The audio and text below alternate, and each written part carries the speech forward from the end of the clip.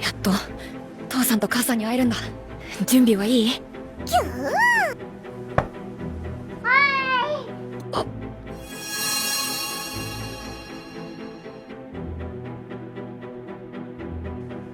ただいまでいいのかな？ Ruangan tersebut menyambut mereka dengan kemewahan yang memukau. Pencahayaan lembut, dekorasi elegan, dan atmosfer yang begitu eksklusif langsung terasa begitu mereka masuk. Kegembiraan tampak jelas di wajah mereka semua. Tabita dengan semangat berkata, "Kita akan menyambut tamu-tamu penting nanti, tapi untuk sekarang, ayo bersenang-senang dulu." Adegan berpindah. Di salah satu sudut rumah lelang Hellstea, tampak Tabita dan Alice tengah bersantai di sebuah bar kecil yang disediakan untuk tamu VIP. Mereka menikmati seteguk minuman ringan sebelum acara resmi dimulai. Sementara itu, di ruangan khusus di lantai atas, yang diperuntukkan bagi tamu-tamu penting, terlihat Arthur, Lilia, dan Elle melihat pemandangan yang menghadap langsung ke aula utama. "Elle, lihat. Acaranya sudah dimulai," ucap Lilia sambil menunjuk ke bawah.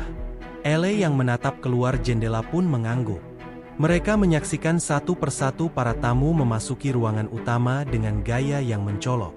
Dari penampilan mereka yang mewah dan penuh aksesori berkilau, jelas bahwa sebagian besar berasal dari kalangan bangsawan. Para tamu tersebut tampak terkesima oleh kemegahan interior rumah lelang Hellstea.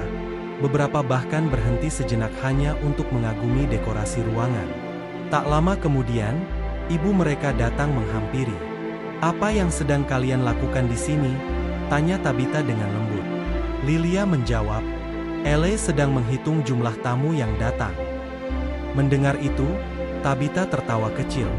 "Sungguh lucu sekali." Lalu Lilia Pin berkata pada Elle, "Hei Elle, daripada menghitung orang, bagaimana kalau kita bermain saja?" "Ayo," seru Elle penuh semangat. Dan akhirnya, mereka pun mulai bermain bersama. Tawa mereka memenuhi ruangan. Sebuah momen kecil yang sederhana, namun membawa kehangatan di tengah kemewahan acara yang akan segera berlangsung. Arthur memperhatikan sekeliling ruangan dari tempat duduknya. Wajahnya tersenyum memperhatikan interaksi keluarganya. Kelihatannya semua orang sedang bersenang-senang. Gumamnya pelan. Tiba-tiba, seorang pelayan datang menghampiri Tabita dan membisikkan sesuatu. "Maafkan aku karena telah mengganggu. Tamu VIP sudah tiba, Nyonya." Mendengar itu, semua orang di ruangan segera berdiri dan membentuk barisan rapi. Sorot mata Arthur langsung berubah, rasa penasaran terpancar jelas di wajahnya. Tak lama kemudian, dua orang berpakaian baju zirah perak memasuki ruangan dengan langkah tegap.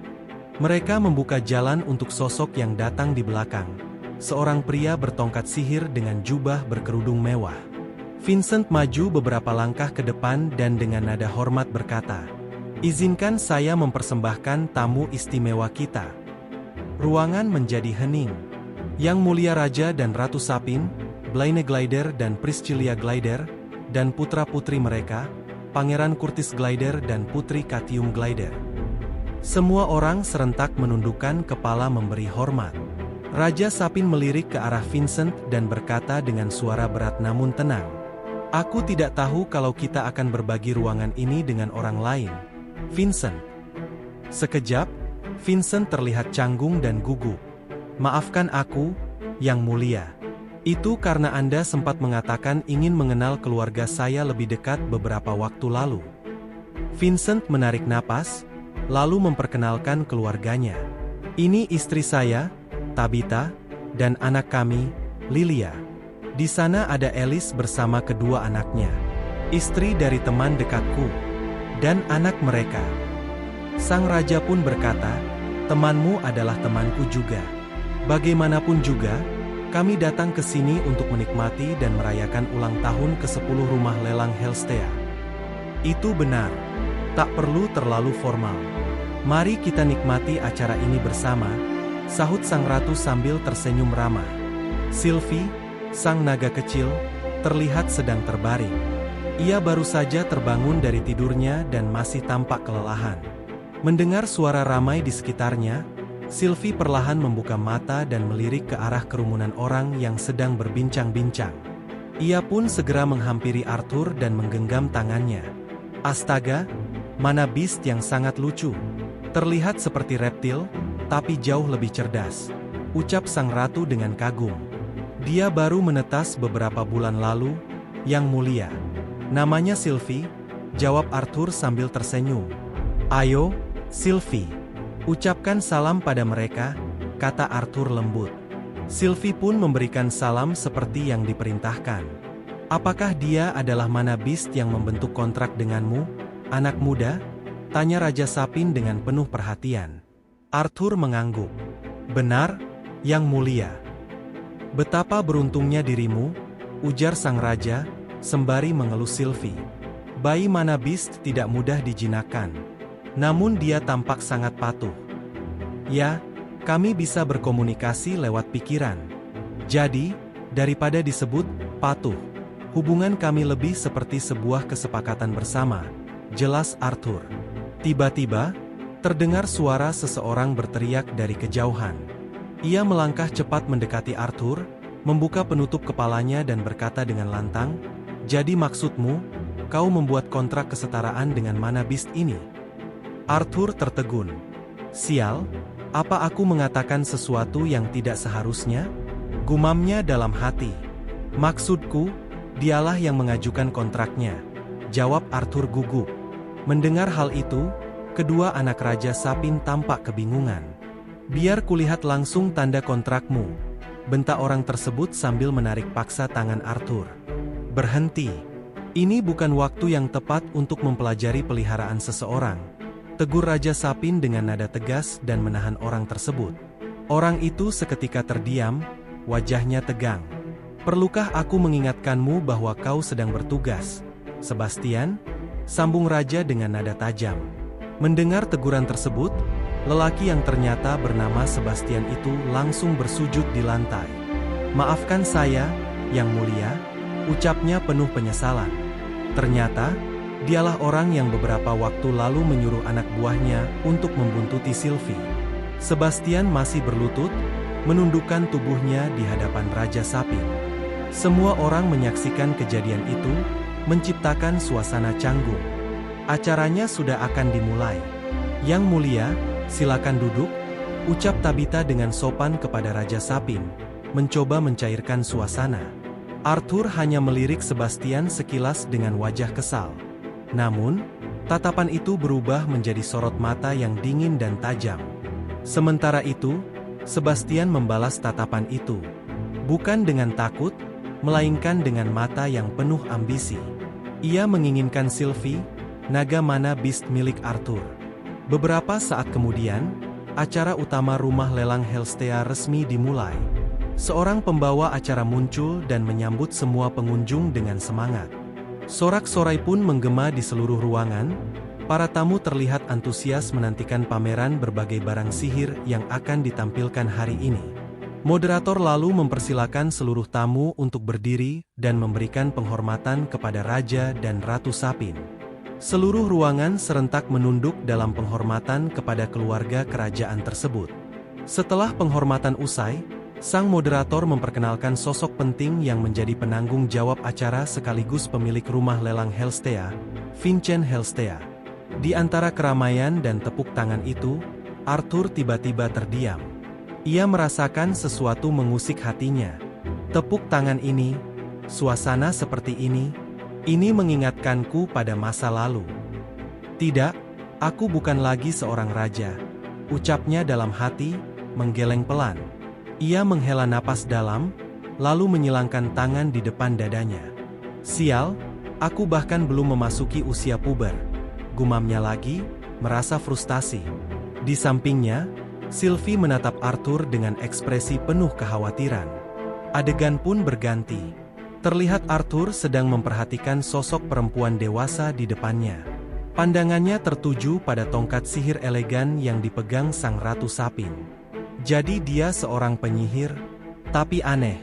Kenapa aku tidak bisa merasakan mananya? Apa dia menyembunyikannya dengan sebuah artefak? Pikir Arthur dalam hati. Namun, Sebelum bisa menyimpulkan lebih jauh, tatapan sang ratu tiba-tiba beralih padanya. Mata mereka saling bertemu. Tidak, dia pasti berada di level yang sangat tinggi, sampai-sampai auranya tersembunyi dariku. Sambungnya, sambil menahan degup jantung. Ratu Sapin tersenyum kecil ke arahnya. Senyum lembut dengan bibir mungil dan menawan. Arthur membalas senyum itu dengan ragu. Dalam hatinya, ia bergumam. Aku tidak pernah benar-benar memikirkan hal ini sebelumnya, tapi ini menarik, karena entah bagaimana aku tidak merasakan ketertarikan pada sang ratu atau pada wanita yang lebih tua lainnya. Sylvie terlihat menikmati minumannya saat ini. Arthur pun mulai berbicara kembali dalam hati. Bahkan meskipun mereka seusia denganku sebelum aku mati, mungkin karena mereka seumuran dengan ibuku, ucapnya dalam hati sambil membayangkan sosok wanita-wanita tersebut. Tapi ini bukan berarti aku tertarik pada wanita yang lebih muda. Sambung Arthur dalam pikirannya, sembari membayangkan gadis-gadis yang pernah ia temui. Dan bukan berarti aku punya rencana untuk berkencan dalam waktu dekat. Aku akan memikirkan hal ini saat aku dewasa nanti. Tiba-tiba, "Hei Arthur, pedangnya sudah mulai dilelang sekarang. Katakan saja kalau ada yang kamu inginkan, nanti aku letakkan atas namaku," ucap Vincent. Vincent lalu berbisik, "Dan jangan cemas soal harganya, karena aku pemilik tempat ini." Acara pelelangan pun resmi berlangsung. Semua item yang dilelang adalah barang-barang langka dengan harga sangat mahal. Namun, tidak ada satupun yang cocok dengan keinginan Arthur.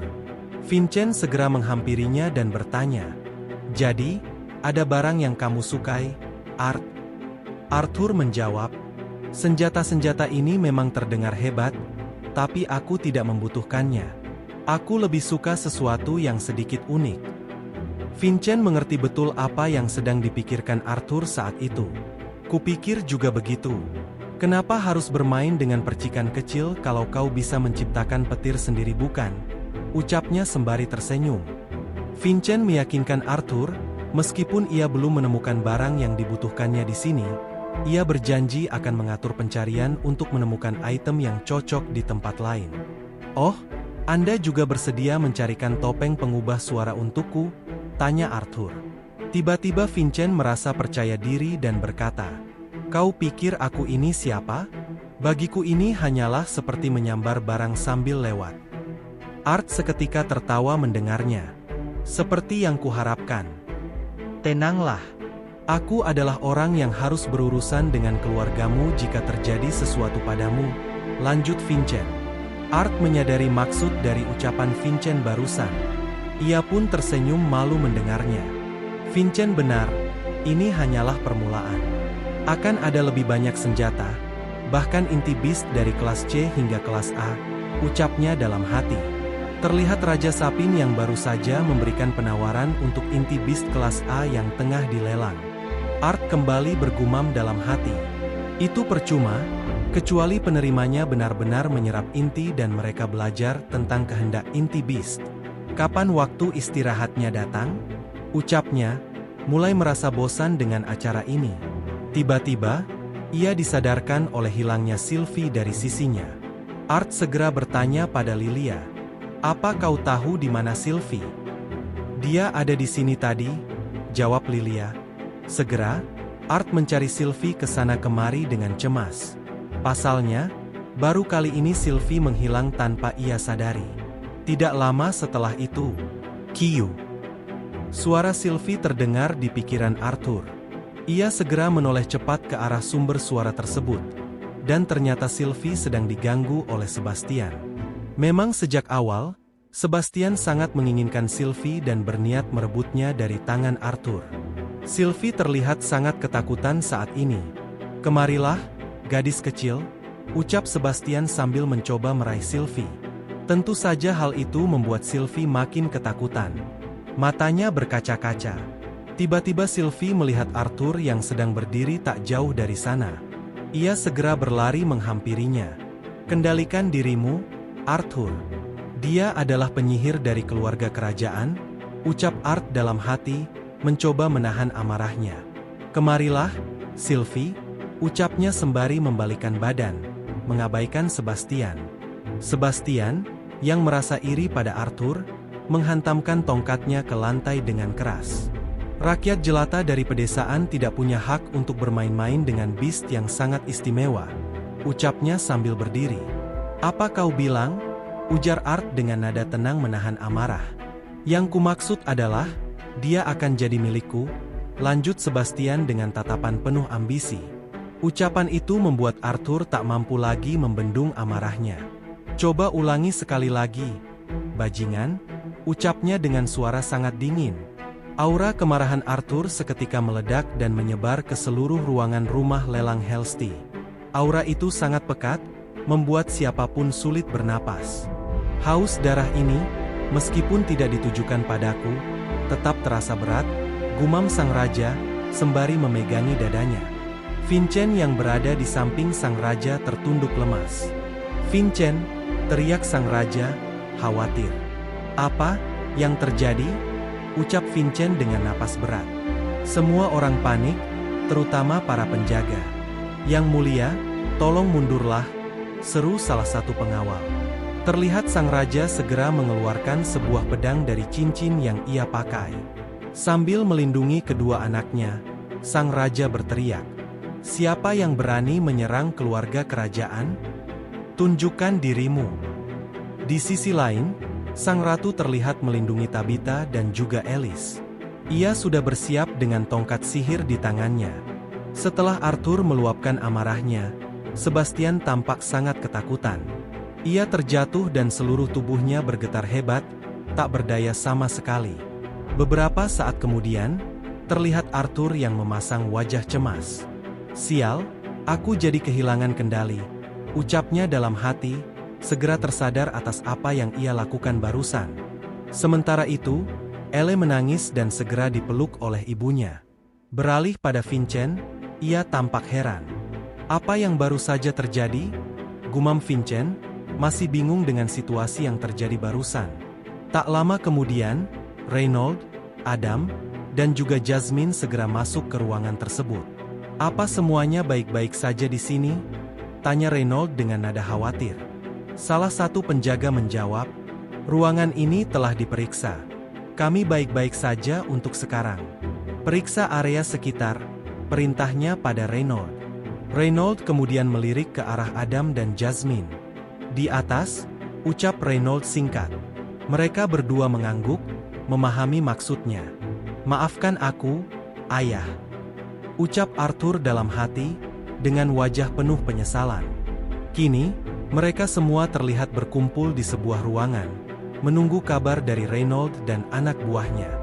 Aura kemarahan Arthur tadi masih menyisakan trauma mendalam bagi semua orang di ruangan itu. Hal yang sama juga dirasakan oleh keluarga kerajaan. Sang raja bahkan masih terlihat bersiaga, menjaga keluarganya. "Apa kau baik-baik saja, Sylvie?" tanya Arthur melalui pikirannya. "Kiyu," jawab Sylvie, memberi tanda bahwa ia baik-baik saja. Beberapa saat kemudian, salah satu bawahan Reynold datang membawa kabar bahwa kapten mereka berhasil menangkap seorang penyusup. Mendengar itu, sang raja pun merasa lega. "Oh, jadi begitu? Dengan ini, semuanya akan baik-baik saja," ucapnya dengan nada tenang. Dengan begitu, Arthur pun tidak lagi merasa cemas. Sekarang, semua orang tidak akan curiga padanya. "Terima kasih, penyusup. Pengorbananmu tidak akan sia-sia," ucapnya dalam hati. Kemudian terlihat salah satu penjaga kerajaan memarahi Sebastian. "Wei, Sebastian, bagaimana bisa seorang penjaga kerajaan jatuh hanya karena sedikit intimidasi dari seorang penyusup? Kau akan mati lebih cepat karena hal ini." "Diamlah kalian. Aku hanya sedikit tergelincir," sahut Sebastian cepat, berusaha membela diri. Setelah itu, Sebastian melirik ke arah Arthur. Ia sebenarnya tahu bahwa semua ini adalah ulah Arthur, namun ia tak bisa berbuat apa-apa. Arthur lalu menatapnya dengan penuh kebencian, tatapan yang membuat Sebastian kesal dan akhirnya memalingkan wajah dari Arthur. Terlihat sang moderator yang kembali melanjutkan acara pelelangan, yang kini telah memasuki puncaknya. Barang yang dilelang kali ini adalah yang terbaik dari seluruh acara. Seekor bayi singa dunia yang begitu menggemaskan, ujar moderator. Tidak ada seorang pun yang mengabaikan mana beast ini. Jika dirawat dengan baik, mana beast ini berpotensi menjadi beast kelas B, atau bahkan kelas A. Terlihat Arthur yang memandangi Sebastian saat pelelangan berlangsung. Bajingan ini bahkan tidak memperhatikan mana beast lain selain Sylvie. Gumam Arthur dalam hati, merasa kesal.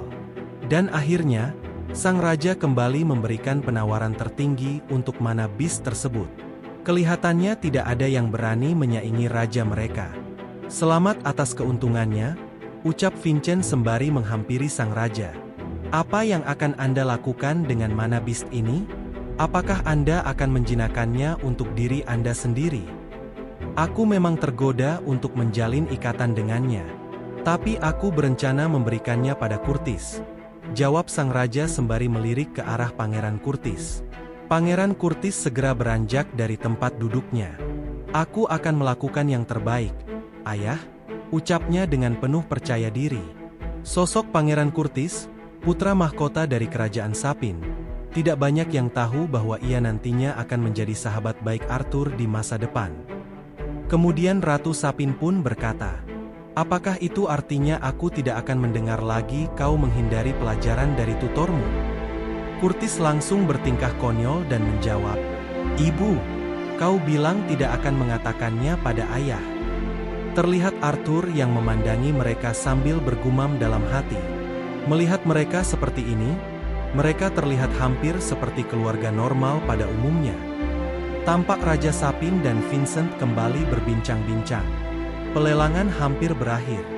Apakah Anda ingin aku mengumpulkan semua item dan mengirimkannya kepada Anda? Tanya Vincent. Raja menjawab, tidak. Seolah-olah aku memiliki kesabaran untuk menunggu item itu. Kami akan ke bawah bersamamu. Maka silakan ikuti aku, ucap Vincent mempersilakan Raja Sapin. Tiba-tiba adegan berpindah, memperlihatkan Sebastian yang menghampiri Raja Sapin. Permisi, Yang Mulia. Raja Sapin pun menyapanya. Tampak Sebastian membisikkan sesuatu yang terdengar sangat mencurigakan. Cukup, Sebastian. Aku mengerti, jawab Raja Sapin dengan tegas. Sebastian lantas menatap sinis ke arah orang di belakangnya, yaitu Arthur. Kenapa aku punya firasat buruk tentang ini? Gumam Arthur dalam hati. Kemudian Vincent mempersilakan semua orang untuk memasuki ruangan tempat disimpannya item-item lelang. Arthur, kemarilah. Ini semua yang kau minta, kecuali pedang. Untuk itu, kupikir sebaiknya kau mencari di sekitar tempat ini dan melihat apakah ada yang kau inginkan. Ucap Vincent kepada Arthur. Ibu akan memegangnya saat kau mencari pedang. Ujar ibunya, merujuk pada buntalan dari Vincent. Terlihat Raja Sapin yang menyapa Arthur. Oh, kau berencana belajar pedang? Putraku baru mulai mempelajarinya. Mungkin kita bisa mengadakan pertandingan persahabatan antara kalian berdua suatu hari nanti. Namun Sebastian langsung menyela.